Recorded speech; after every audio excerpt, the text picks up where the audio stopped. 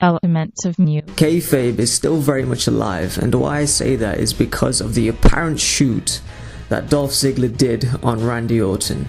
In it, he says that he's sick of Randy Orton being given opportunity after opportunity over the last 10 years and being WWE's hand-picked guy. Now, why I say this means kayfabe is alive is because of the reaction this has got out of some of you. To give an example, I was just reading a thread on a forum, and for the two of you that are watching this, you probably know which forum I'm talking about. The thread's title is, "Holy shit, Ziggler shoots on Randy and in brackets, no kayfabe." Inside it, you've got people praising Ziggler for finally apparently speaking his mind and standing up to the WWE, seemingly completely oblivious to the fact that this is a work. To think it's not a work would make you a mark, plain and simple, and not that there's anything wrong with being a mark. Accept it, embrace it. It's probably better watching WWE as a mark. But please don't act like you know what you're talking about. Because, to be honest, watching people react to this thinking it's completely real, on the one hand it's quite funny, but on the other it's embarrassing. It's embarrassing because of the attitude they give, and that's an attitude that they're a smart mark who knows what they're talking about, and who apparently knows what's best for WWE. And this is nothing new. WWE has been doing this for years, using backstage reports like this to get you to feel how they want you to feel. And a good example of this is Daniel Bryan.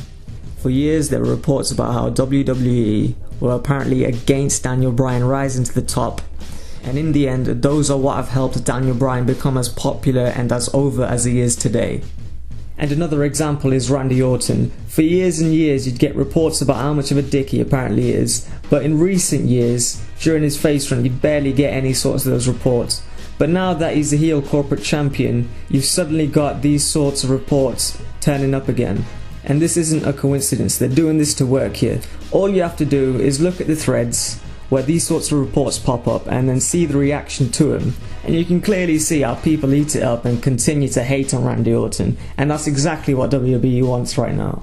The whole storyline right now is that Randy Orton is WWE's guy, he's their hand-picked champion, he has the look, he has the size, he wrestles in their style, so of course you're going to get people like Dolph Ziggler coming out and saying the stuff he has in his apparent shoot. This is the same guy who got put in a handicap match against the Shield for talking out against the corporation.